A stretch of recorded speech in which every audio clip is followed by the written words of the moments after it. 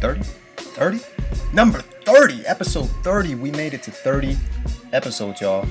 Can't believe when I started this podcast, the Creation Grounds, that we make it this far to 30. But we're going. We've had some incredible guests on, and this next guest is no exception. Freddie Fulton, I met about two years ago.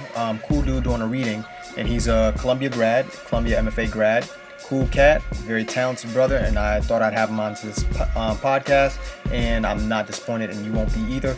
On this episode, we talk about a lot of different things, and we build a lot. He talks about basically people of color in the industry. He talks about the difference between grinding and self-care.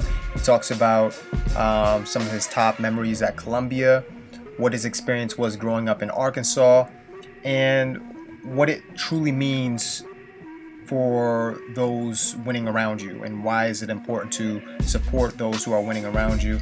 And what else do we talk about? We talk about a lot in this, man. It was really cool. It was just like, it was so organic. It was just dope. He's a cool person, destined for great things, and I know you're going to enjoy this episode as well. Welcome to the podcast, Freddie Fulton, for episode 30.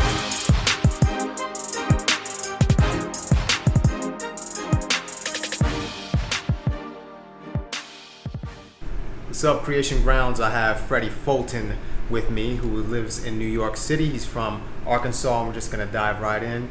So you have a keen interest in poetry, right? What moment led you to your interest in poetry?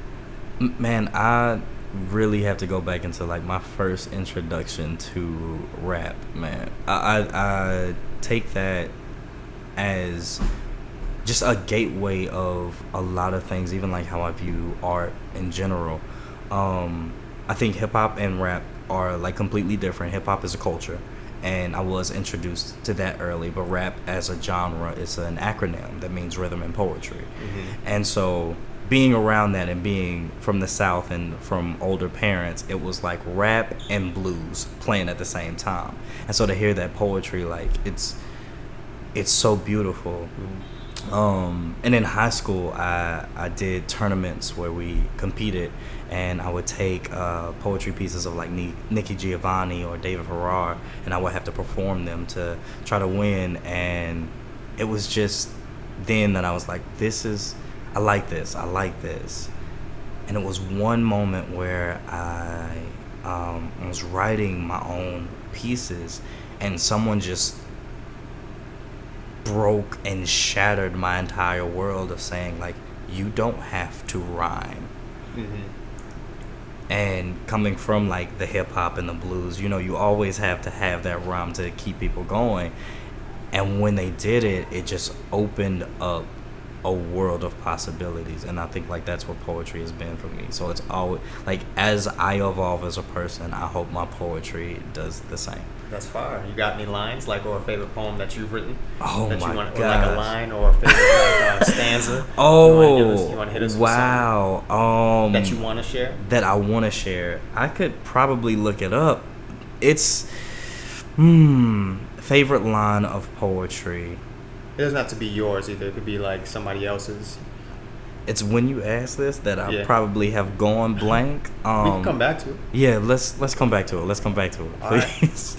All right, cool. So you're from Arkansas. You're one of the, I've met two people from Arkansas my whole life, and you were the first. So your home state of Arkansas, how has that like shaped and molded you as a person? What influence from Arkansas do you still carry with you to this day, and to Harlem, to wherever you are in the world, in your career and your life? I am so happy and like blessed when people even ask me where I'm from, and I enjoy answering Little Rock, Arkansas. That's my place. That's where I know that raised me and that changed me to being the person that I am. I also have like older parents, and they are part of it. They are part of like the Arkansas community, so it kind of was like in the roots of everything that I saw and everything that I did. But it made me view the world completely different. In Little Rock, particularly, it's like a small big city. Mm-hmm. Like it's the capital of Arkansas, but when you go to it, if you've been to like a bigger city, you're kind of like, oh, this is all it is. But for me, Little Rock has everything. Right. You could take 3 lefts and you find this country bare place of where you see cows and all of this. And you take like 3 lefts and you're like, oh, this is downtown area. Oh wow. And then maybe 3 more lefts and you're in a hood that you're not supposed to be in. Right. Or like a hood that you live in. And I enjoyed that because everything was so close, and it brought a different culture for everything. And then I went to Little Rock Central High School, which was known for the desegregation that happened at it with the Little Rock 9. Yeah. And with that having about 6,000 students in it, it was like its own little city, and it had every single type of person that I ever will meet in the future of life. Like people coming from privilege and people not. And you have to know how to maneuver that. So I think that's what it made me. It made me a better artist because I had to communicate with all types of people. That's dope, man. So you had like the diversity, and the history too of the the desegregation of that school. Tell me, was there a particular moment when you decided you want to be an actor, or like what caused you to be an actor? Were you watching something? Did you just have a desire? Where did that come from for you? I think it was like 2 specific moments, and then I'm gonna answer in a weird way, so I'm gonna throw the first moment. I always knew I wanted to be on stage, kind of. But I wanted to be a stand-up comedian at first. In my head, like as a child, I was like, yeah, I'm gonna be up there. I'm gonna be like Eddie Murphy. I'm gonna be this. And then it's not too late. It is. It's not too late. It's not too late. Dream. But it hit me even as a kid, like, wow, that's hard to always be on, to always be funny. Yeah. And it just grew tough, and I was like, okay, shift gears. And then I went the sports route. And after middle school, going into high school, I remember that summer, I don't know what the heck possessed me, but I had already signed up for drama classes, and I was just so excited about this. I was having a conversation with my mom, and my cousin's like, yeah, I'm gonna be in drama, I'm gonna do this, I'm gonna do that, drama. And I get to drama class, and I love my teacher, and then the next year I have the same teacher. And so 10th grade, they perform Seussical the Musical. I remember watching it, and it was a black cat in the hat. And he was just killing it, and I was like, oh, I want to do that. I want to do that. I want to be the cat in the hat. And he like got off stage, and I remember walking up to him and was like, hey, how can I get on stage? That's funny. And he was like, audition for the play. And I told my teacher at that time, and she was like, well, they have auditions for the spring play next month. Right. And she was like, and now that you told me this, if you don't audition for it, you're going to fail the class. Oh, damn. And so she really forced me, because after saying that, you talk a big game until somebody actually calls you out on it. Right. It was times where I was like, well, I'm just going to be sick that day. And then I'll be like, I was sick. I missed it. But I showed up, auditioned, and it was for a completely different teacher. And she was like, yeah, Freddie. And I got casted like... It was double cast. It was me and another upperclassman, and we both got like the lead role. And like being on stage right there, I said, this is what I want to do with the rest of my life. Forget being out there in the heat running bleachers. Right. I'm finna be in the air condition, and I'm finna do all this. I'm finna do this. Yeah. So what sport did you play? I didn't know that. Football and basketball. Okay, fire. Yeah. Fire. So it was nice, and it also like it instilled a lot of like work ethic in me now. Like I enjoy my time in football. I enjoy my time in basketball, even though like I knew early on I'm not gonna make it to the league. Right. But some of the lessons that I learned, I will never forget. And I'm so thankful for those lessons. That's dope. So what moves you? What inspires you? It could be your poetry, could be art, could be nature. What inspires you? What moves you? What moves me is truly love. Sounding like Common right now. That's fine. That's real though. I look around at the community, and even like us, as just a people, and I feel like we have so much given to us and so much that we lean on that we forget like the basic need for love and to love each other. Yeah.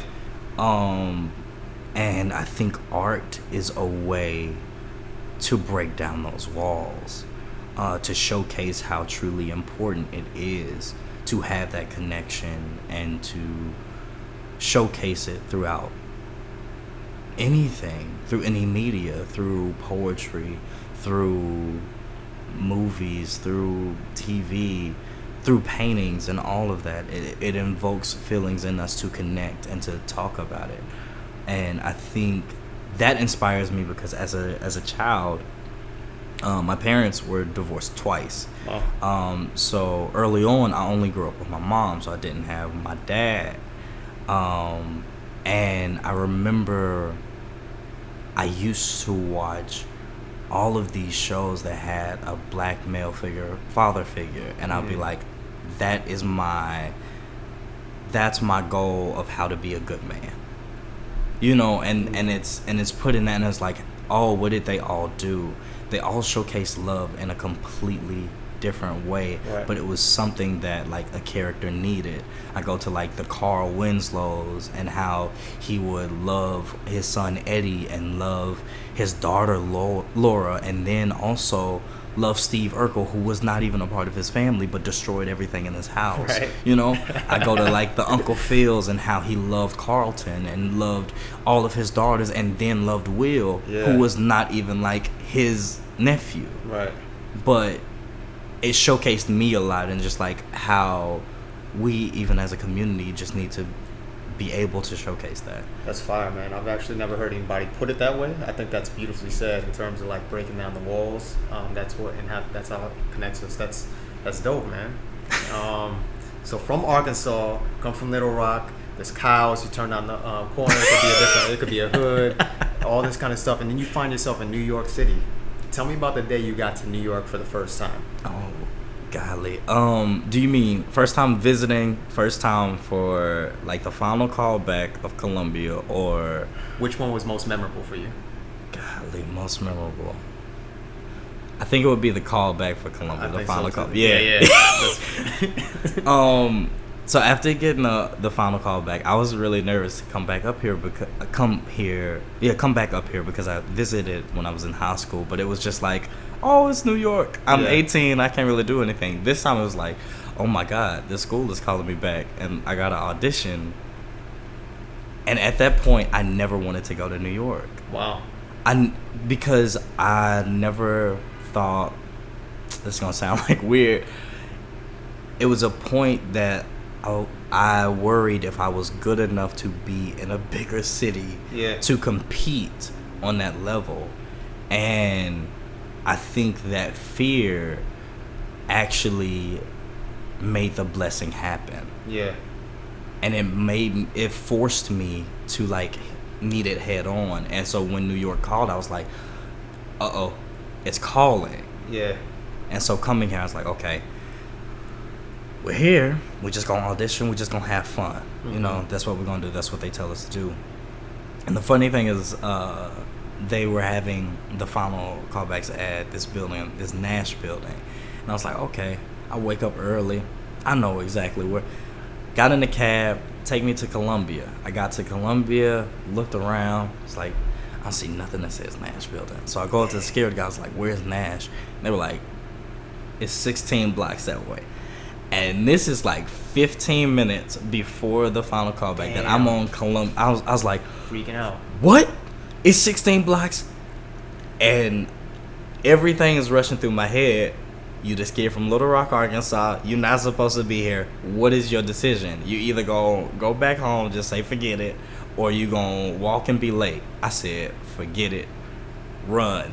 And so I just booked it. So I'm just going down all Harlem, 16 blocks, just running, get there, and I make it there on time, and then audition, have football fun. Training, bro. Just football training. Exactly, the bleachers. It came in handy.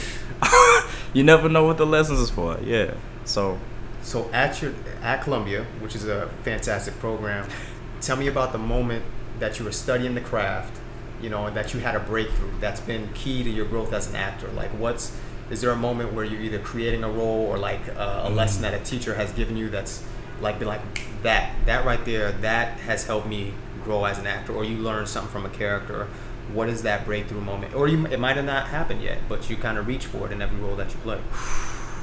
I think it started with, there's this constant thing of like, don't judge your character, right? Because as an actor, sometimes we will play the villain. I mean, some of us actually enjoy playing the villain, or some of us play people who make decisions that we just say, why did they do this? And it was this one professor.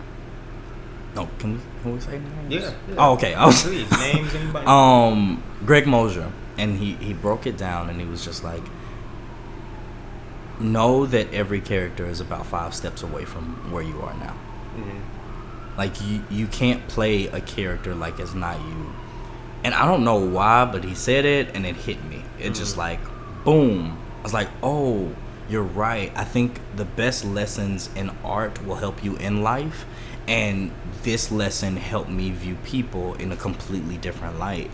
Because I think about where I was at home. Like, man, I didn't come from a very privileged home. Like, we were in the hood. I'm not allowed to wear, but I understand like my circumstances match some other people's circumstances, and I think of the choices that I made and the choices that someone else made and where they ended up. And it's not to say like they made bad decisions. It's to say I could have made those same decisions and been where they are. So it's like a huge blessing. I understand where you come from. Yeah. Like, it's like, and you have that empathy for them as well. It's like, that's real. And I think like that's the thing that comes with every character that you get. It's supposed to teach you how to be a better person, how to look at people completely different, and just be a better human. Right. That's dope, man. Yeah. So dream roles, any dream people that you want to collaborate with, and why? Oh my gosh, I think dream roles, that's a hard one to answer. I think it's some roles that are written and I'm like, yeah, I want to do this. Like, Lord knows I want to be like Boy Willie. Yeah, that's a dope role. It's dope. I want to be like Sterling. I want to have that opportunity. And I know we were talking earlier about like Raising the Sun. So Walter Lee is like there, but I also think of things that like transformed me in life. Yeah. Things that I watched from film or television, and I know that it wasn't like an iconic role halfway. Like, it wasn't. Which role? When I think of things that moved me, let's say if we go to the 90s, we go to like Love and Basketball, we go to The Wood, we go to Brown Sugar and Love Jones. These were real people, but their names were not real. Like, they were written for that moment and they were written for the specific person. So I'm just gonna claim that my role is written. I just don't know this name yet. I feel you. Yeah, I'll be with you on that. It's coming your way, bro. It's coming my way. And dream people that I'm old school, so I'm gonna say some people that like first that inspired me. And made me think of like creatives in a different way. Keenan Ivory Wayans, and Robert Townsend. Yeah. Oh my gosh, like their mindset of what they created and how many people like they touched and influenced. Yeah. And their peers, how often they put their peers on. It's so crazy to me that sometimes I can go around and have a conversation with like older people, and we're talking about like, the 5 Heartbeats of the Temptations, and people like merge these two, and it's like, yeah, but the 5 Heartbeats wasn't even a real group. Right, exactly. It's like, but it's the culture. Like it's in the culture, yeah. And it's like how often these two individuals have influenced the culture. Yeah. I would love to just either sit down and have a conversation with them, or sit down and like create something with them. And now, like, come on now, Issa Rae. She's on. You know, She's on I'm just like, let's do it. You know, Jordan Peele, like let's do the thing. Let's do the damn thing. Let's do it. Heard it here first. So when he's working with both of these, you can look back and be like, "Yep, we made it happen. Spoken in existence." So, what specific moment in a film, TV, or play is your favorite? You mentioned some hitters, man. You mentioned Love Jones. You mentioned The Wood. You know what? You're right. So I'm gonna have to go to my favorite one of, like, one that I will play for my son over and over again. Oh my goodness! I just thought of another movie that I probably would, but I'm going with The Wood. Mm-hmm. And it's this moment is kind of like an arc. Mm-hmm. So I'm gonna go with the flashback to the dance. Yeah. I enjoyed the entire setup of younger Mike not knowing how to dance, but wanting to dance with this particular person, and he was so hyped. But when they showed his dance move, you knew he was not supposed to dance. Right. And then that night, everything was just wrong. They get dropped off, and they like, oh shoot, my breath stinks. We need to go to the gas station. Right. They go to the gas station. Gas station get robbed, and then while it's getting robbed, they figure out it's the brother of the girl that he wants.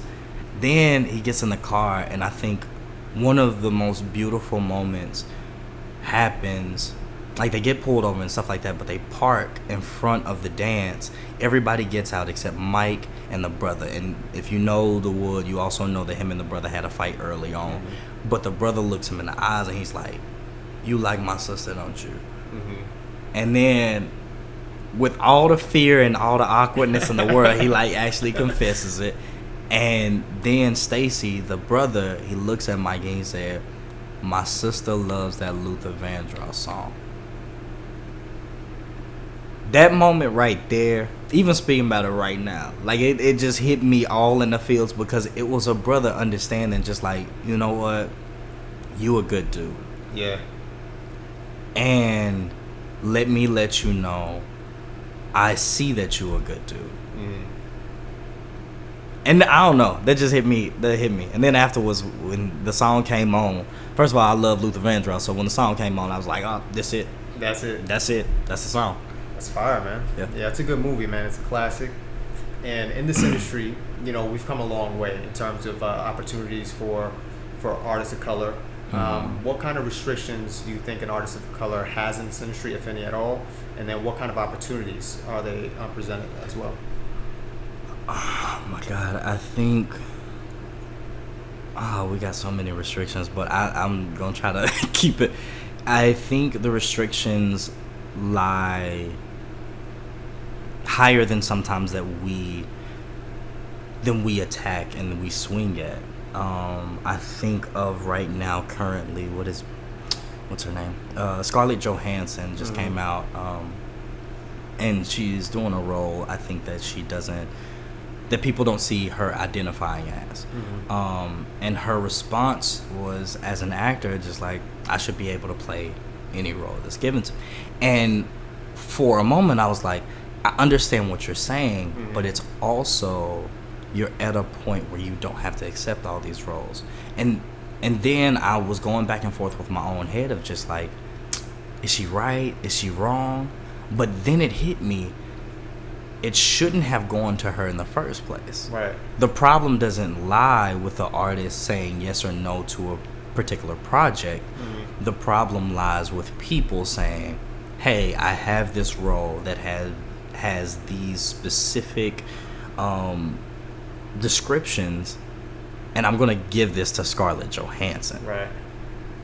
And I think that is a main restriction that we all find ourselves in, that stuff like that is going to get handed to people that sometimes don't look like us and right. don't experience the same love and joy that we experience. And for people of color, sometimes we are forced to watch the same people in different stories, and we're like, but it's more of us out here, it's different looks.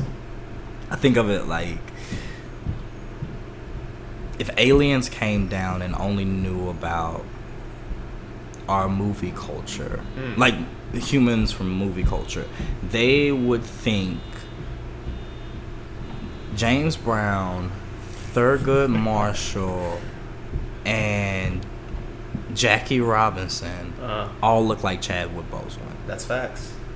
And the crazy thing is, all three of them have different skin tones. Mm-hmm.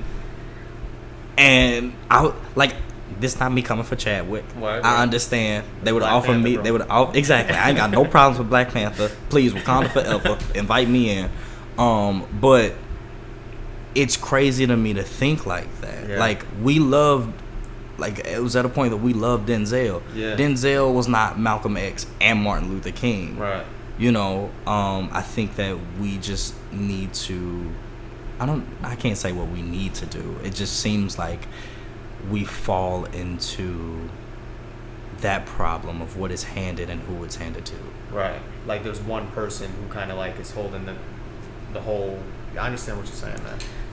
Yeah. Yeah. So I think that's our attack should be a little bit higher than. Crap. I don't know if I actually answered the question correctly. You did. Okay, cool. It's not about correct. It's a discussion. I think that's dope. I've actually never. I had a aha moment, like a light bulb moment, because I've actually never thought of the perspective of if an alien looked at black people through the lens of media, it wouldn't be an accurate portrayal yet of who we are. So that's dope. That's an insight I never had before. Yeah. So I think that's dope, and it's real and it's truth. What does grinding mean to you?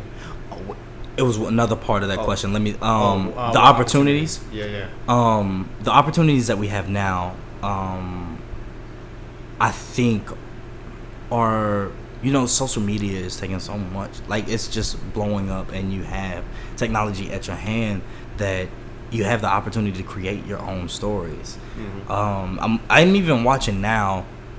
Funny thing is,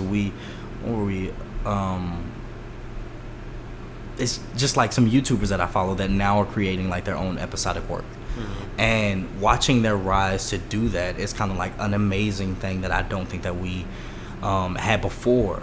And it's still open for so many people to find that avenue to create their stories and to share their stories to a wider audience who can watch it for free. Right. I don't have to pay a Netflix subscription. All I have to do is go to YouTube and click it and watch it. Right. It's so instant, but it's still good content because it's a true story coming from someone else. Right. And then it offers everyone the ability to do it. Yeah. And I think like that's an opportunity that we have nowadays. That's real. So that might go into like the grinding question. So like in terms of like creating your own work or these opportunities, what does grinding mean to you? So you come from like sports, you have the work ethic, you have the talent to match. So it's just a matter of time before you get that role offered to you, that all this kind of stuff. What does grinding mean to you as an artist, as a person? Grinding does mean hard work, but I think it's a spectrum of grinding that I don't know if we allow ourselves to experience the full instance. The crazy thing is, I just left a play yesterday, and one line stuck out with me. I don't think it wasn't a line. It was a couple of lines, but it referenced a Whitney Houston song. I think it's "All the Man That I Need," and the line was, oh my God, I hope I don't get it wrong. The line was, "I used to think love had to hurt to be right." Ooh. And in the play, they use it to describe, like, they go deeper into how we were always taught, or we always felt that something had to be wrong, or something had to be hurtful to gain something in the end. And I thought it was just so profound, especially for minorities and black people in general. Like a lot of us have this mindset of like, we have to hurt to get it. We have to go through pain. We have to go through the struggle. And I think when people define grinding, it's always struggle is tagged to it. Like, I'm out here struggling, I'm out here grinding. And it's like, these two are not synonymous. Right. and they shouldn't be, because grinding also incorporates therapy, it incorporates meditation, it incorporates rest. When we think of people who work out, yeah, you specifically have days of arms, legs, core, but you also have rest days. And I think like that is something that doesn't like reside very hard in grinding. For me, grinding does work hard and work specific. Yeah. You can't, I think of it also like if we're in a boxing match, someone can go in and swing all the haymakers in the world, and eventually you might win a couple of bouts, but it's the specific striker that usually wins. Right. And that's what you're trying to be. So when you're grinding, make sure that you're specifically working towards things that make you better. Right. And then also know that rest is a part of your work to get that back. I learned that also in grad school. It was early on, the first couple weeks, it was just a grind every day. Like every day I had rehearsal just to get it up for the next week. I was like, oh, okay. And I was just exhausted after like a month of grad school. Right. And I sat down and I was like, you know, I'm just gonna take a day every week. Every week I'm gonna take a day and I'm gonna tell my class like, hey, don't call me for no work on Sunday. And that was the day I took. I was like, Sunday, we can rehearse all through the week, but Sunday, don't call me on no stuff. Right. I'm gonna sit there and I'm gonna do what I need to do on that day. And I think that needs to be implemented in grinding. So grind specific, and grinding also includes soft things that are good to you. That's facts. Even God took a day off. And God took a day off. So that's facts. So top 3 memories at Columbia grad school. Oh my gosh. The first one would have to be, I'm so sorry. I need to rewind back. I referenced a play and I did not reference the playwright. His name is Jeremy O'Brien. Shout outs to him. I just couldn't go by without saying. Yeah. So first one would be for Color Girls.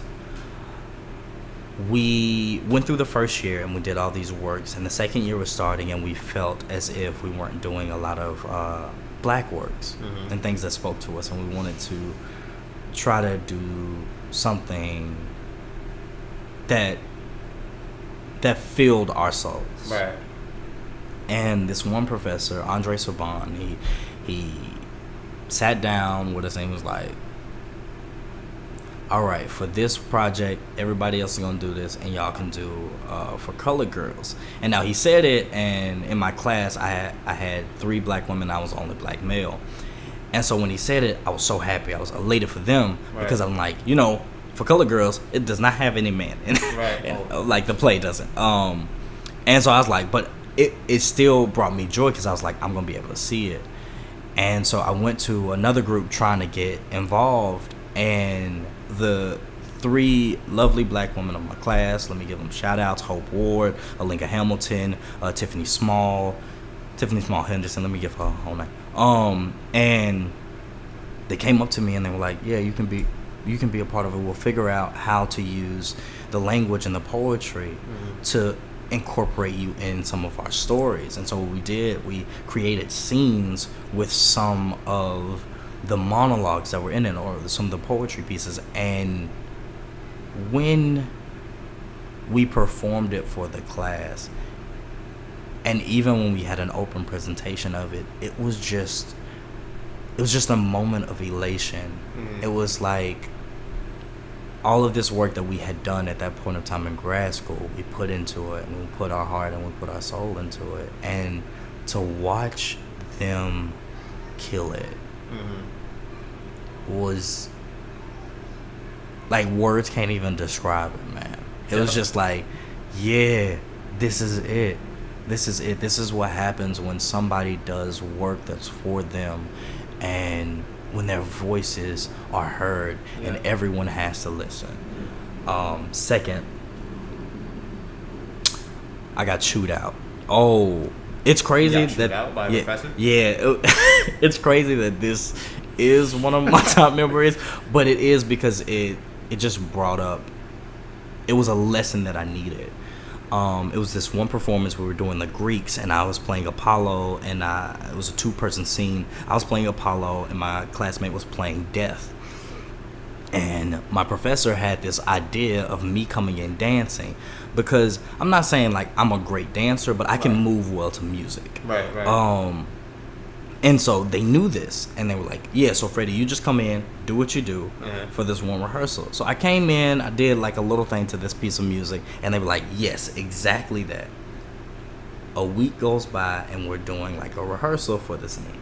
At this point in time, I haven't rehearsed this dance because the first rehearsal that we had, it wasn't practice, it was just improvised. So I was like, this is what you wanted, so I'm just going to improvise the dance. And right after the dance, I have a monologue to say, and it's about 2 pages. So I was like, okay, I need to practice that. We get to it, and I'm like, we get to the day, we go in, and it's about 15 minutes of rehearsal. I walk in, and I'm like, I'm just going Wing blah, it. blah, wing it. Music starts, I start 3 steps into it. No, what are you doing? And I'm like, what? What is happening? No, do it again. Came in, do it again. Freddie, what is your problem? Look, and it was like so poignant, and I couldn't. It wasn't like I didn't receive it as you coming at me, and I guess it also comes from they're from Romania, and it also sounded like a football coach. So me, I was like, I deserve this because I also didn't rehearse. Right. So I was like, what am I doing wrong? And eventually it got to the point, again, 50-minute rehearsal. I swear, 42 minutes was spent on getting this dance perfect. Damn. And afterwards, I was like, oh, never again. Yeah. Never again is somebody going to catch me slipping Right. of something that I need to do for a show or bringing in for a rehearsal, because I now understand that I'm not just wasting my time, because during the whole time I was looking at my partner who wasn't even a part of the dance. Yeah. I was like, I'm wasting their time. Right. They have to sit this entire time and watch me because I didn't do my work. Yeah. So that was, and third was getting casted as Brutus and Julius Caesar for the play that we did in Classic Stage Company that was also tagged with the Act Young program at that time. Yeah. It was crazy because I didn't expect it. Like, auditioning, like, okay, boom, got called back for it. Audition, and come in, audition, and everything goes like, all right, got a call back, go through that, and I'm just like, oh, they might do that. They're not gonna do that. And it was before, Christmas break. I get an email, cast list, and it was my name next to Brutus, and I was like, oh my God, I got so many lines. That was my first response. I was like, oh my God. A dope role, though, I got man. But I understand where you're coming from, though. That's real. The first thing you're like, oh shoot, what?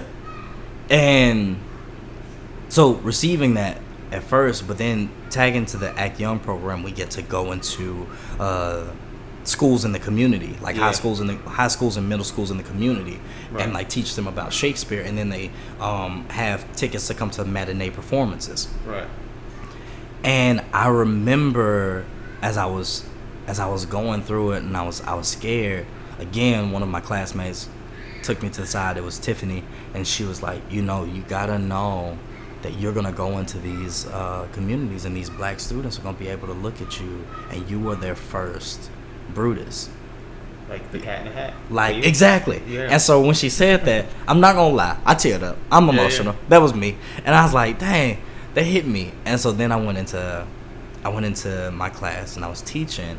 And I also was nervous of telling them like who I was, because when we first did the breakdown, you know how most like younger kids is like, Brutus a snitch. Brutus ain't nothing. Brutus fake and all this. And I was like, well, I ain't gonna tell y'all. And so the next day that I was with them, they were like, "Hey, Freddie, so what role are you playing?" And I was like, about to sidestep it, but I had a co-teacher, and she was like, "Oh, Freddie's Brutus," and I looked, I was like, "What? Why would you tell these people that?" And they was like, "You the fake one, but you ain't fake." And so then we had to have like an entire discussion of like what I thought Brutus was and what like why Brutus was meant to be in the place that he was supposed to be, and like the like why he was so conflicted. Like his decisions were never easy. Right. And when that was broken down, they were like, "Bro, we can't wait to see you do this." And I remember the day they came. First of all, you know how you nervous when your family comes because you don't want to mess up in front of your family. I was super nervous in front of these kids. I was like, "Oh my God, this is gonna be their first time seeing Shakespeare. Please, Freddie, don't mess up." And I come down these stairs for my first entrance. It's like these spiral stairs, and they're on the side of the stairway. So I come down, and like instantly, they like start cheering. Just when I came, and I kid you not, again, I'm emotional. I had to hide some tears in that moment because I was like, "Oh my goodness!" But it was amazing, and I think that that's 3. That's beautiful, man. Golly, that's beautiful. So you fast too, man. You're such an interesting person to me. So you do the poetry, some beautiful stories. Art means so much to you, but you also fast. You have a shirt on right now that says "Spiritual Gangster." I love it. What is your experience of fasting, and what types have you done, and why are they important to you? Wow. I think it goes into. We always hear this quote of like, "You are what you eat," and I take it a little further. I take it like, "You are what you ingest." Not saying like anything that you eat is wrong. It's just the knowledge of what you take into yourself. So that means what you watch, what you read, and all of that. You are that. That is what will come out of your mouth, and come out of your heart. Right. Like, because that will be the first thing on your brain. And so sometimes I find myself maybe, I don't think overwhelmed is not the correct word, so I'm going to use overweighted, using quotation marks right there because this is probably the wrong context to use that word too.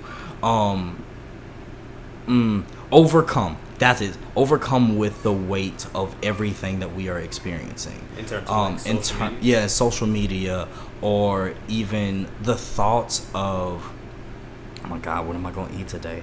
What is this happening? What is this?" And so during those times, I have to find a way back to me, or like the God in me, or to get me closer to the Creator. And I find it easy if I can remove something. Let me have a social media fast. Let me also let me cut out these forms of meats in my life. So then when I think about food, it's only a couple places that I can go, or a couple things that I can get. And when I go to the grocery store, if I just buy a whole lot of like spinach or things like that, it's just like using this over and over again. It takes that thought away from me, and I can focus just back on me and use that time again, going back to the grinding thing, to rest, to meditate, to pray, even just to get right. I think fasting and just taking that time, it allows me to come back to me. So often in this career, we find ourselves trying to create another person for somebody else. Like, who do I have to be received in the likes of this person? Right. But I don't think we do that same thing for ourselves. That's facts. That's wisdom, man. And I think like that's what it does for me. It's fire. So what has been one of your favorite characters to create, and why? Goodness. I know you, I didn't see this, but I remember when I first met you, said you did a play where you were on stage for like an hour, or like there was something that you did for Columbia where you I'm not saying that's your favorite, but I just got to shout that out because this man was on stage. I forget how long you said it was, but like an hour or two or something like that, just you, and that's not easy to do. So oh my gosh! Give respect to that. That was amazing. That was a piece that was written based off Between the World and Me, which was an amazing book, and the thought process was to split up the book the book details how being a black father for a black son, is just how hard it is. And so from that, they created an entire piece of this father being in the room by himself writing a letter to his son. And then in the next room, you get to see the son's response. And I played the son, and it was just a continuous piece for, I think we went for 3.5 hours. 3 hours, that's what, yeah. And, but it was one of the most amazing things ever, because being in that room, you find different things. Mm-hmm. Because it's the same speech that you're repeating over and over again, because it was a letter, and only a couple people were coming in at a time. So it wasn't about connecting with the people. It was something completely different. It was just about really connecting with the words. And each time I said it, I had to connect in a different way, or I would get lost in my own head. Right. I thank you for bringing that up, because I think that is. That's your favorite? Are you sure? No. Let it you're be. right. Okay. Recently, I was a part of a production that we titled "The Woman and the Man," and it was these two pieces that we put together: Funny House of a Negro and The Death of the Last Black Man in the Whole Entire World. And I was in The Death of the Last Black Man in the Whole Entire World, and I played Black Man with Watermelon, which is seen as the lead. And doing that role at the beginning of this year has changed me so much, taught me so much, because if anyone has read the piece, it's not worded in standard English. Okay. But it's so beautiful, and the way that Jeffrey Page was our director, and the way that we broke it down, and all the people that worked on it. I love the cast so much. Like, we always hang out, and we're still close today. And it's just because the moments that we had and the breakthroughs that we had in that moment, it was mind blowing and like spirit fulfilling. That's awesome. Yeah, that's kind of art, man. Who's the playwright on that? Just in case anybody, because I've actually never heard of that play. Oh, Death of the Last Black Man in the Whole Entire World was written by Susan Lori Parks. Oh, got it. Oh, yes. Okay, so what does it truly mean to support those winning around you, and why is that important to you? That support, you mentioned it prior in this interview. Actually, you mentioned how Robert Townsend and people like that had not only successful in their own right, but influenced everybody else around them. So I feel like that's a sort of supporting those winning around you. Is that what does it mean to you? I think it goes into friendship, and it goes into love with me. I think it's so many times that we are around people that are friends with us, waiting for us to make it. Mm-hmm. And I don't think that that's friendship. Right. I don't think it is. I want you to receive so much, and me to be right there with my hands out to catch. Mm-hmm. A true friend is there to support you when you are successful, even if that doesn't mean a benefit or success from me. Mm-hmm. Because you winning is success. Right. I think coming here and being a part of the community that I am in has allowed me to meet more people that do art in an extraordinary manner. Mm-hmm. That I'm so happy for. So many people that I bumped into. Like, I remember us doing a reading, and I remember hearing your work, and even the work of the brothers that were on it, and I was just like, oh my goodness, I'm so inspired just to be in this room, and so if I'm inspired by being in this room, I can't imagine if you go to a grander stage who you would inspire, because it's not just about me trying to be the black cat in the hat for my vision. There are other black cats in the hats, right. And so, like, if I am around those people, then I'm like, you know what? Little Freddie would have enjoyed seeing you on stage. Right. You would have inspired me. I know if you go somewhere else, you're going to inspire some kid that looks exactly like you that needs to be doing this in the future. Right. Yeah, and I think like that's true friendship, and I think that is a thing that starts an entire forest fire. Yeah. It's not about me being a fire, and it's not about my friends even being a fire, but we can collectively find our different niches. If I only bring a stick to the campfire, that doesn't make my stick less worthy. Right. You know, yeah. we all gonna get lit at the end of the day. We just trying to find warmth. That's and I think like that's a thing that we have to connect with. And so it's crazy because I'm watching like a lot of people rise, and I'm so hype about supporting them. It's just like, oh, you doing this show? Let me go, and leaving just like, bruh, I saw you not as me now, but as the kid me that didn't think that this could be his life. Right. This little kid from Little Rock, Arkansas, that never thought that he could be in New York City. That kid is so happy to be here and so happy to be friends with somebody who is killing the game like you killing the game. Yeah. And that's what it is. That's what it's about. Because one day, if we all, not if, I don't want to say ifs, when we all get to that level, that what we will do to the next generation, it's going to be phenomenal. It's beautiful, man. I just want to take a moment to take, this is totally off script, but I want to acknowledge, like, your words are so poetic and there's such wisdom. And I feel like you're the kind of actor who needs to make it, because your acting comes from a sense of wanting to give to other people. And I think the world needs more of that. So I just want to acknowledge that. All right, you don't have to respond or anything, but I think that's dope. For you, acting is not, it's not me, look at me on stage. It comes from a place of giving, and I think that's beautiful, for real. That's word up, for real. I already told you I was emotional, and then you're gonna hit me with something like that. No, I'm just being real, man. Just, because I think I respect and admire artists like that, because I'd like to think I'm an artist like that as well. No, I see it. When you think of the word creative, I ask all my guests this. Who comes to mind for you and why? Oh my God, who comes to my mind?